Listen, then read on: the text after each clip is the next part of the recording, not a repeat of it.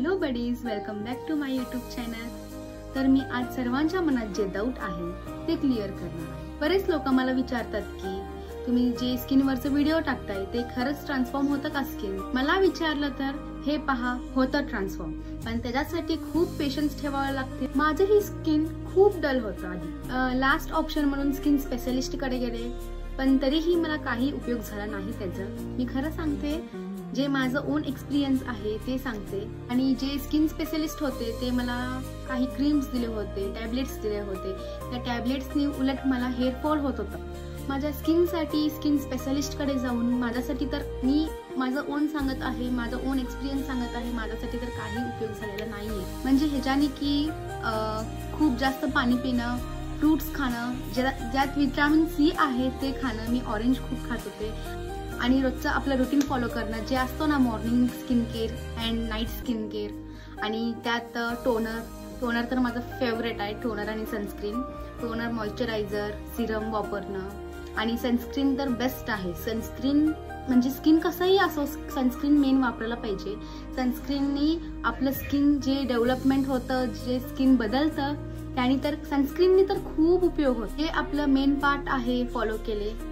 Night skin care and morning skin care, आणि दिवसातून मी 2 वेळाच face wash वापरायचे। आणि माझं बेस्ट मी दिले की होम रेमेडीजला। होम रेमेडीजनी एवढं मला हेल्पफुल झालं, आधी मला विश्वास बसायचा नाही। 4 दिवस केला तर मला कंटाळा यायचा, पण जेव्हापासून मी असं माझ्या मनात घेतलं की मला स्किनला बदलाव करायचा आहे, होम रेमेडीज वापरायचं आहे, मी कंटिन्यू केलं, आणि होम रेमेडीजनी मला खूप हेल्प मिळाले।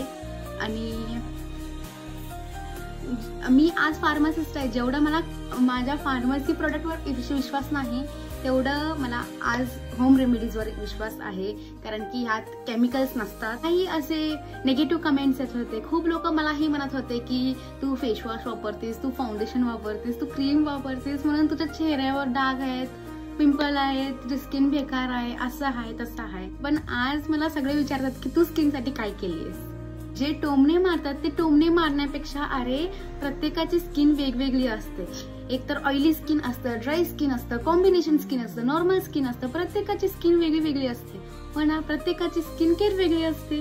ह्यातून माझी स्किन ऑइली आहे, ऑइली म्हटलं तर सेन्सिटिव्ह स्किन असते, हो ना, आणि ऑइली स्किन आहे तर ऍक्नी तर होणारच, ते येऊ नको म्हटलं तर पण येतंय ऍक्नी, राईट।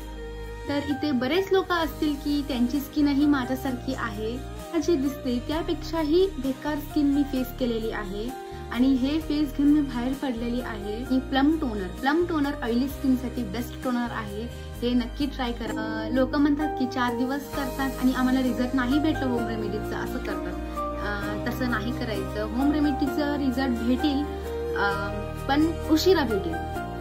संयम ठेवायला लागते, पेशन्स ठेवायला लागते, पण नक्की भेटून जाईल। जे रिझल्ट भेटेल हे लाईफ टाइम असेल तुमच्यासाठी। जे काहीही कराल तुम्ही कंटिन्यू अप्लाय करणं आणि स्किन केअर करणं खूपच महत्वाचं आहे। तर मग मंडळी, थोडा वेळ काढा तुमच्यासाठी, तुमच्या स्वतःसाठी, स्वतःला सुधारण्यासाठी, स्वतःचं स्किन ट्रान्सफॉर्म करण्यासाठी। माझ्या रेमेडीजला फॉलो करा। तर व्हिडिओ वगैरे नाही केले आणि कोणाचाही कॉपी पेस्टही नाही केले माझ्या व्हिडिओमध्ये। एकाही व्हिडिओमध्ये माझं कॉपी पेस्ट नाही। जे माझ्या स्किनला सूट झाले, जे मी स्किन केअर केले, जे मला हेल्प केले, तेच मी व्हिडिओ घातले। आणि प्लीज माझ्या व्हिडिओला फॉलो करा तुम्ही, आणि तुम्हाला रिझल्ट नक्की भेटून जातील। आणि माझा व्हिडिओ तुम्हाला आवडत असेल तर माझ्या पेजला फॉलो अँड यूट्यूब चॅनलला सबस्क्राईब, लाईक अँड शेअर नक्की करा। Thank you for watching.